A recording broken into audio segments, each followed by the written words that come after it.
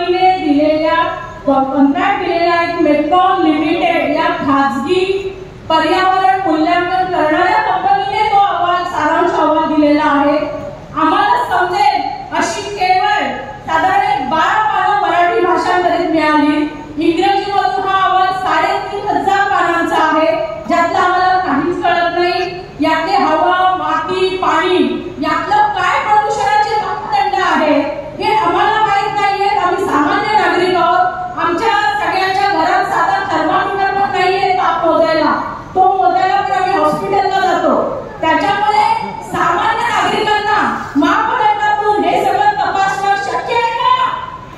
शक्य आहे का? तर हे सगळे मापदंड, हे सगळे तज्ञ मंडळी महाराष्ट्र प्रदूषण नियंत्रण मंडळामध्ये आहे, त्यांच्याकडे ह्याचे सगळे इन्स्ट्रुमेंट आहेत असं मी मानते। आणि माझी या सगळ्या या पोपॉन प्लांटचं जे झिरो लिक्विड डिस्चार्ज असतानाही आमचे सरकार ते सोडलं जाते, आमची खाडी प्रदूषित केली जाते। 10 MTPA असताना 15 MTPA असताना आमच्या पाण्याची काय दशा होईल?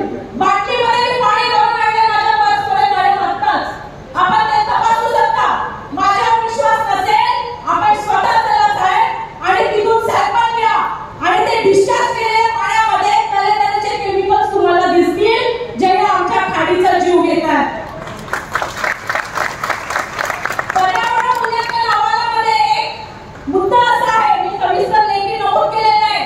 त्याच्यामध्ये असं सांगितलंय मूल्यांकन करणाऱ्या कंपनीने की अंबा नदीची उगम ही आमच्या प्रकल्पाच्या जागेतून येते। मला सांगा, खाडी आम्हाला की प्रकल्प?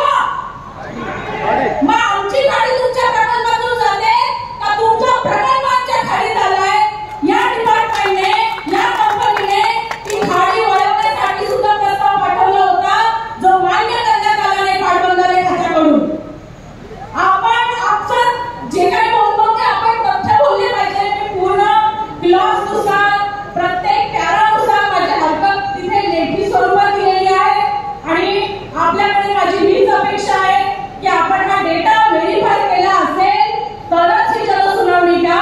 दुसरा मला इथे एक विचारायचं आहे की इथे पाठिंबा देण्यासाठीची जनसुनावणी आहे की पर्यावरण मूल्यांकनावरचे आक्षेप नोंदवण्यासाठी, किंवा ते आम्हाला मान्य आहे यासाठीची सुनावणी आहे? याचा एकदा पीठासीन अधिकाऱ्यांनी खुलासा करावा। नाहीपेक्षा आपण जी नोटीस काढलेली आहे त्यामध्ये स्पष्ट म्हटले पर्यावरण मूल्यांकन अहवालावरती हरकती घ्या। तुम्ही पाठिंबाने हरकती म्हटला असता तर आम्ही ते केलं असतं की या मुद्द्याला आमचा पाठिंबा आहे आणि या मुद्द्याला आमची हरकत आहे। तुम्ही आम्हाला क्लॅरिटी दिलेली नाहीये, ती क्लॅरिटी आपल्याकडनं अपेक्षित आहे आणि तर ती नसेल तर ही सुनावणी बेकायदेशीर आहे। नोटिफिकेशन एक काढता, चर्चा एक ठरवता, वातावरण तिसरं बनवता, डेटा चौथा देता, इंग्रजीमधून देता, मराठीमधून देता, ह्या सगळ्या गोष्टी संदर्भात टाकणाऱ्या आहेत। ही सगळी इथे बसलेली इथे एकही किती सायंटिस्ट आहेत आपल्यामध्ये?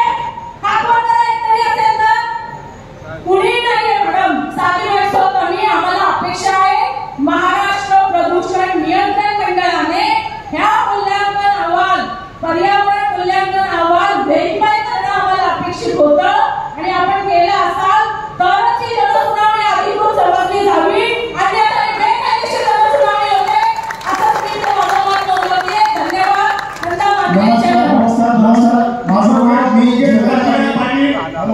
तसे उपस्थित सर्व लोकप्रतिनिधी व नागरिक, खरंच त्या कर्मभूमी आपल्या मनोपूर्वक स्वागत। आज आपल्या वडगाव परिसरात ऐतिहासिक दिवस आहे। आम्ही पाठिंबा देतोय म्हणजे आमच्या गावात उत्पादन प्रकल्प वाढतोय, विकासाची चालना होतोय म्हणून आम्ही पाठिंबा देतोय। वडगाव ग्रामपंचायतीने पाठिंबा जाहीर केले, याचं कारण आहे की 93ला निपॉन डेटाची स्थापना झाली तेव्हा वडगाव नाक्यावरती असणारी व्यापारीकरण आणि आज 2025 मध्ये वडगाव मध्ये वाढलेली लोकसंख्या व तिथला उद्योग व्यापार हा JWPच्या कारखान्यावरती आहे। आपण खाडीच्या माध्यमातून बोललो तर आम्ही खाडीला टाकतो, या खाडीच्या आदिवासी येतो वर्गाच्या बाजारपेठेत फार मोठे प्रमाण येतो। या खाडीमधल्या मच्छीमारांचा विचार करूनच कंपनी लोकांनी इथे प्रकल्प घेतलेला आहे. मी तुम्हाला सांगू इच्छितो की साहेब या पर्यावरणाच्या सुनावणीमध्ये आपण पश्चिम महाराष्ट्रासाठी पण एक वेगळ्या प्रकारचा बाजारपेठ जे तुम्ही फाउंडेशनने बांधलेला आहे. आपण या विनंती आहे की आपले मुद्दे सांगावे. कंपनीची बाजू सांगेल तर ज्याचे काय ऑब्जेक्शन आहेत त्यांनी आपले मुद्दे मांडावे. आम्ही हा जे प्रकल्प वाढतोय या प्रकल्पामध्ये अनेक रोजगाराला प्राधान्य आणि गती मिळावा. आमच्या सरकारी कामगार जे आहेत कुशल त्याच्या सुरक्षा कल्याणाकडे हमी मिळावी. पर्यावरण संरक्षणाच्या बाबतीत आमचं असं म्हणणं आहे की ज्या पद्धतीने कंपनीने सूर्यवाडी व मार्गमध्ये वृक्षारोपण केलेलं आहे त्याच्या अधिक वृक्षारोपण कार्य. नमस्कार, माझं नाव ग्रामीण विकासाच्या माध्यमातून या परिसरातील सर्व विद्यार्थी ITI डिप्लोमा आहेत. माझी विनंती आहे या निमित्ताने की इथे मेडिकल कॉलेज असावा, इथे नर्सिंग कॉलेज असावा. इथला मातीतला खेळ कबड्डी आहे. आम्हाला कबड्डीसाठी एक अकॅडमी असावा. आमची या प्रकल्पाला मान्य आहे. प्रकल्प वाढतोय. प्रकल्पाबरोबर इथल्या स्थानिकांना जे आवश्यक मिळावं, शेतकऱ्यांच्या जमिनीचा योग्य भाव मिळावा. माझी या निमित्ताने मागणी आहे आमच्या ज्या भूसंपादित भाडेपट्टी कमी आहे त्यांच्या उदाहरणामध्ये त्यांना योग्य भाव मिळावा.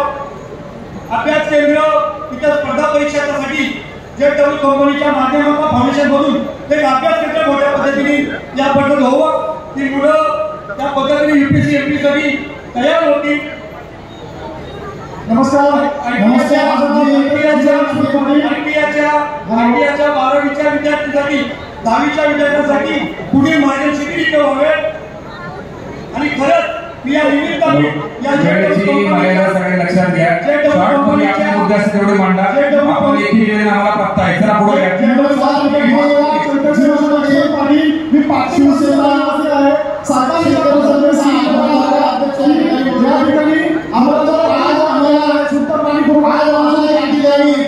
JSW कंपनीचं मी आभार व्यक्त करेन की या ठिकाणी आज ही JSW कंपनी झाली नसती तर काय झालं असतं. तर या ठिकाणी जी रोजगार होती ती बेरोजगारी भयंकर स्वरूपात वाढली असती.